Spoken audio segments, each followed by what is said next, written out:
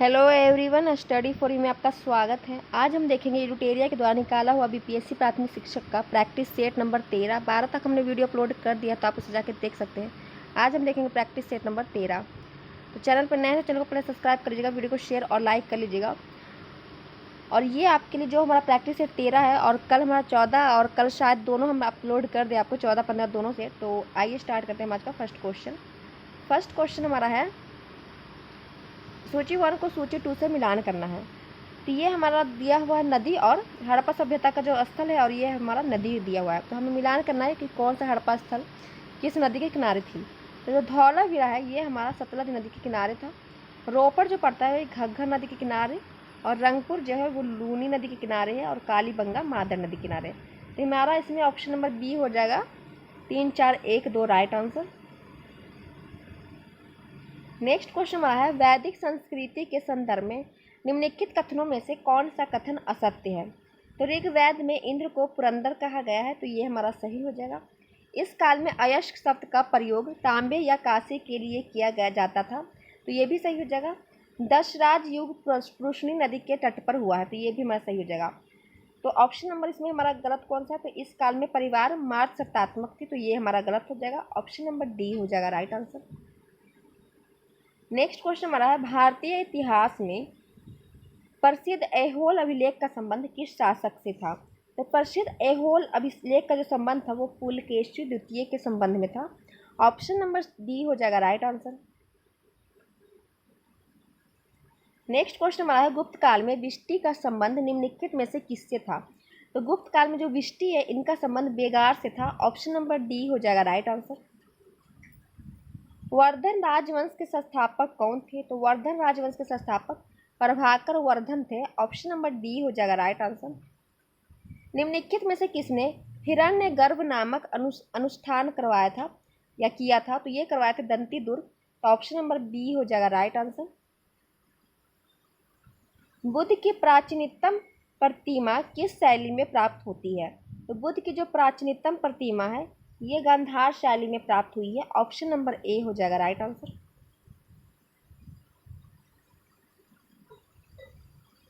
भक्ति आंदोलन को दक्षिण भारत से उत्तर भारत में लाने का श्रेय किसे दिया जाता है।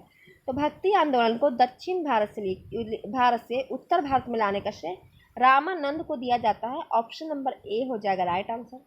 और रामानंद कबीर के गुरु थे। दिल्ली सल्तनत का पहला अफगान शासक कौन था। तो दिल्ली सल्तनत का पहला अफगान शासक बहलोल लोदी था। ऑप्शन नंबर सी हो जाएगा राइट आंसर। 1565 में तालीकोटा का युद्ध किसके बीच हुआ था। तो 1565 में तालीकोटा का युद्ध होता है, और ये होता है विजयनगर और बहमनी साम्राज्य के बीच।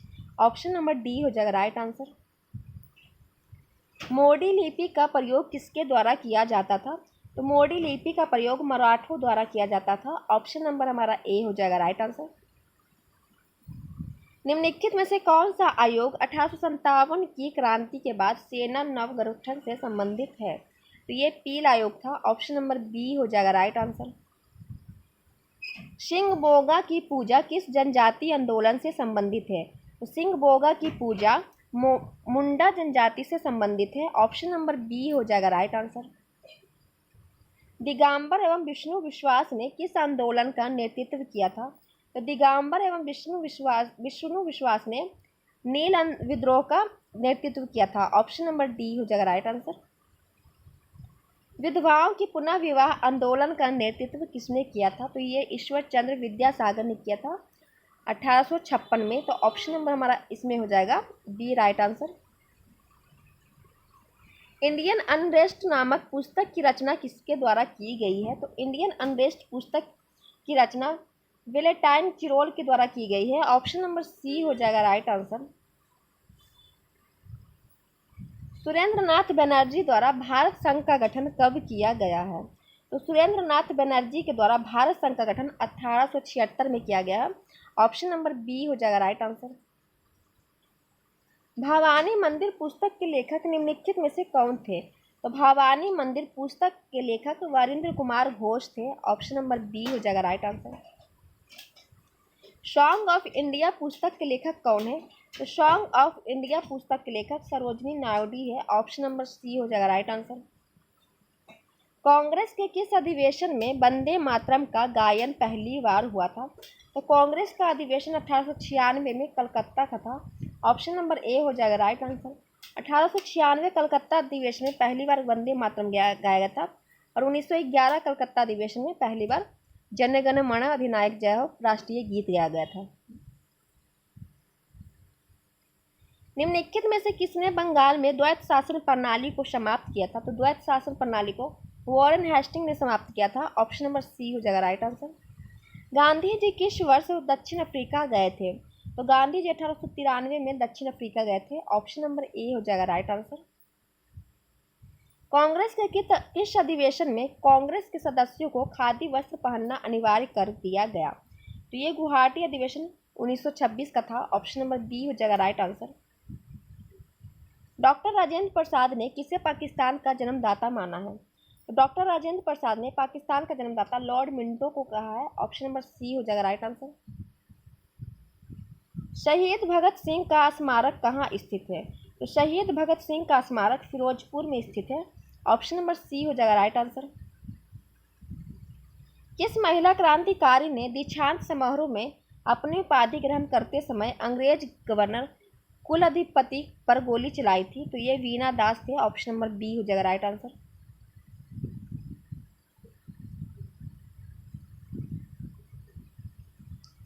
धरसना नामक गोदाम पर घटित घटना का लौह हर्ष विवरण किस विदेशी पत्रकार ने प्रस्तुत किया है? तो ये वेब मिलर ने किया है।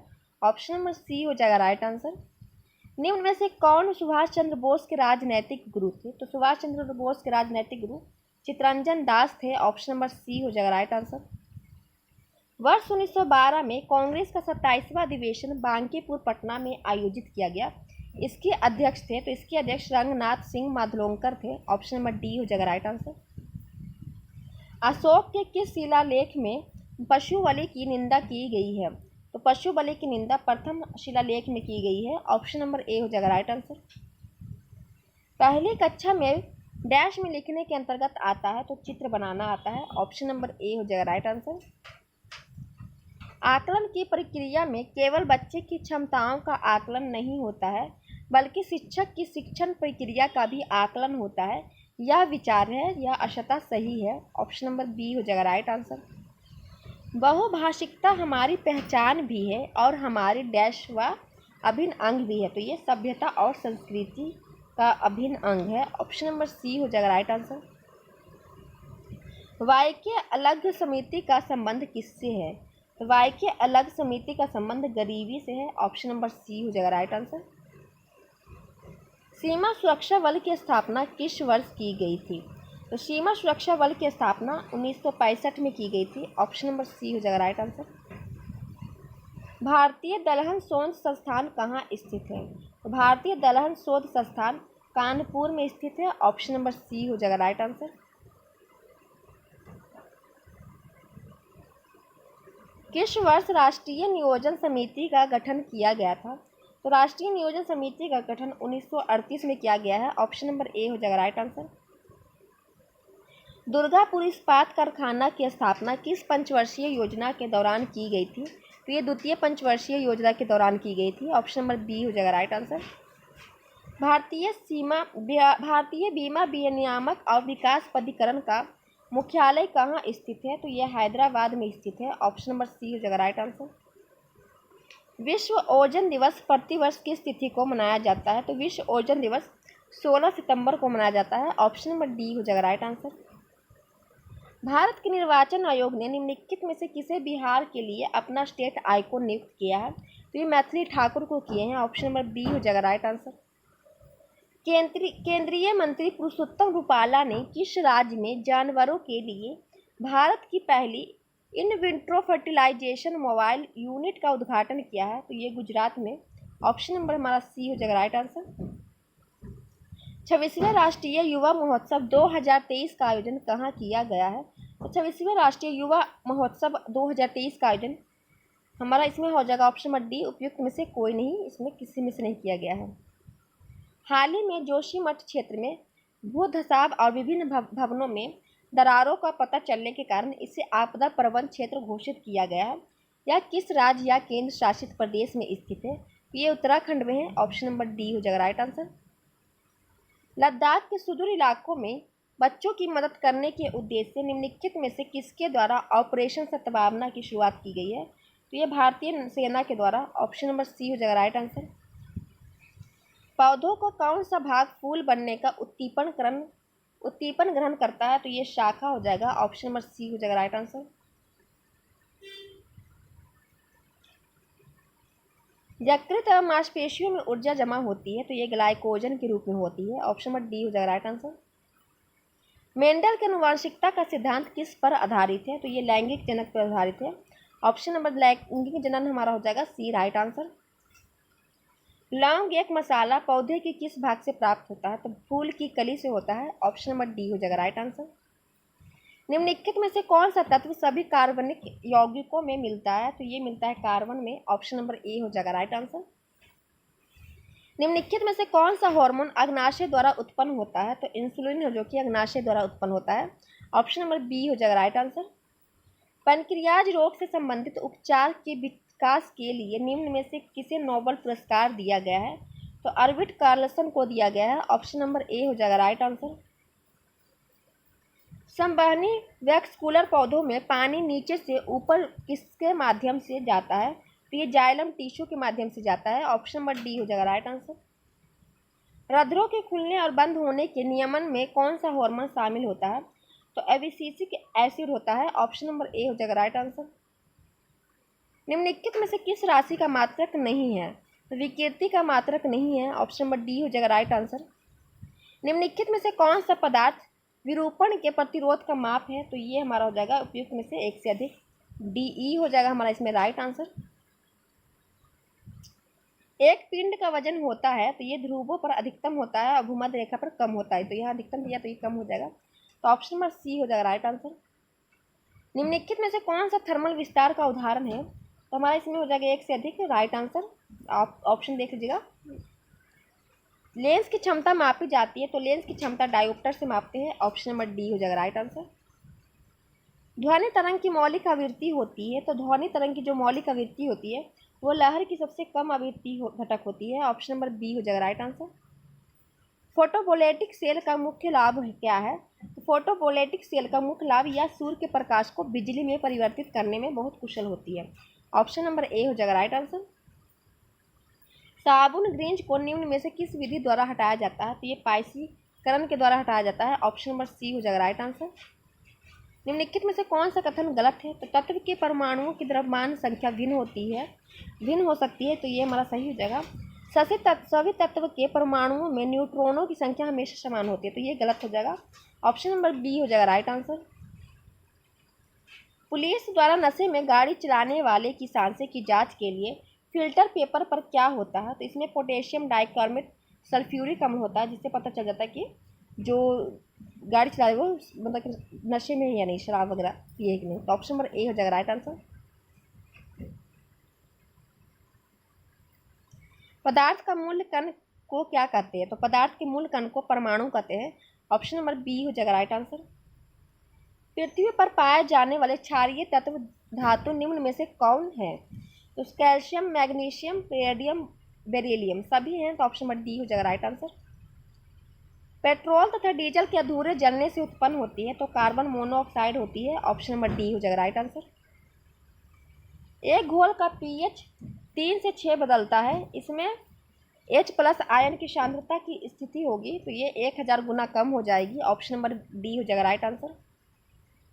कैल्शियम की खोज निम्न में से किस वैज्ञानिक के द्वारा किया गया है? तो ये किया गया है इनमें से कोई नहीं, डी हो जाएगा राइट आंसर।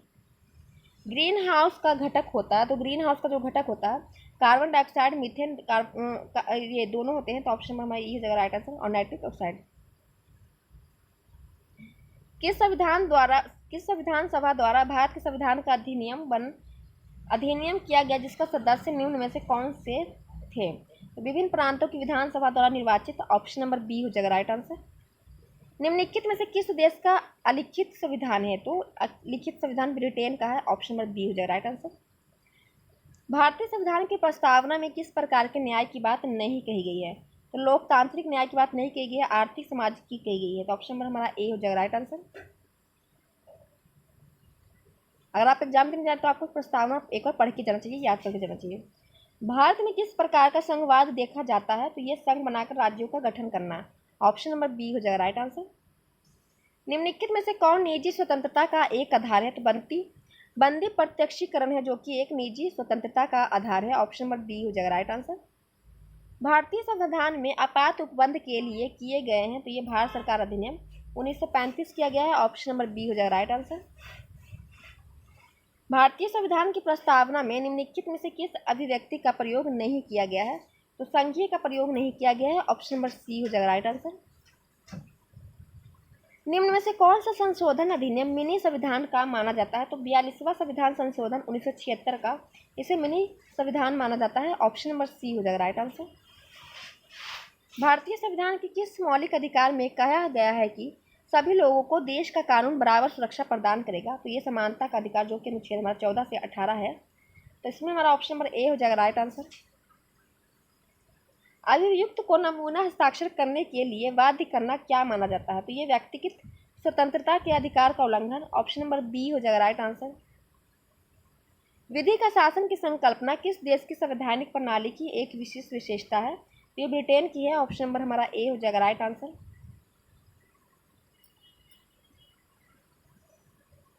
बिहार में सबसे कम समय के लिए राष्ट्रपति शासन निम्नलिखित में से किस वर्ष लगा था? ये 1995 में लगा था। ऑप्शन नंबर सी हो जाएगा राइट आंसर। भारत का उपराष्ट्रपति बनने के लिए निम्नलिखित न्यूनतम आयु कितनी होनी चाहिए? भारत का उपराष्ट्रपति बनने के लिए न्यूनतम आयु 35 वर्ष होनी चाहिए। ऑप्शन नंबर बी हो जाएगा राइट आंसर। भारत में संसद की वित्तीय समितियां निम्नलिखित में से कौन सा था? तो ये लोक लेखा समिति, प्राक्कलन समिति और लोक उपक्रम समिति सभी थे। ऑप्शन नंबर डी हो जाएगा राइट आंसर।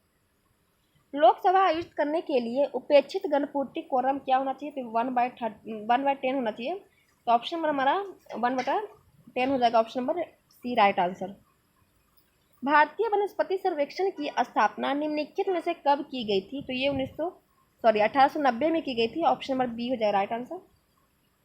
हीराकुंड बांध परियोजना निम्नलिखित में से किस नदी पर बनाया गया है? तो ये बनाया गया है महानदी नदी पर। ऑप्शन नंबर बी हो जाएगा राइट आंसर। उकाई परियोजना निम्नलिखित में से किस नदी पर बनाई गई है? तो ये ताप्ती नदी पर बनाई गई है। ऑप्शन नंबर बी हो जाएगा राइट आंसर।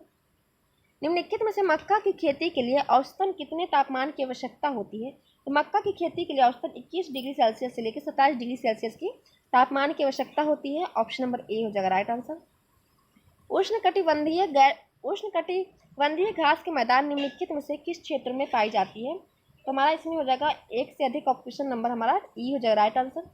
जो उष्णकटिबंधीय घास वो कर्नाटक, आंध्र प्रदेश और थोड़ा बहुत छत्तीसगढ़ में पाया जाता है। पीठ मुद्रा के संबंधित कथनों पर विचार कीजिए। तो पीठ मुद्रा के बारे में हमें देखना है, तो इसमें हम देख लेते हैं कथन इसमें दिया हुआ है। तो पीठ में से कौन सा कथन सही है? तो हमें सही बताना है। यह उन क्षेत्रों में पाया जाता है जहाँ पानी की मात्रा अधिक होती है। तो ये हमारा सही हो जाएगा। जो पीठ मुद्रा है उन क्षेत्रों में पाए जाते हैं जहाँ पानी की मात्रा बहुत ज़्यादा हो, मतलब अधिक हो। और केरल में यह मुद्रा पाई जाती है, पीठ मुद्रा, जब मिट्टी होती है मुद्रा मतलब। तो इसमें 1 और 2 सही हो जाएगा। और यह गेहूँ की खेती के लिए उपयोगी मानी जाती है, तो ये गलत हो जाएगा। तो 1 और 2 हमारा हो जाएगा सही, इसमें राइट आंसर। तो बी हो जाएगा राइट आंसर।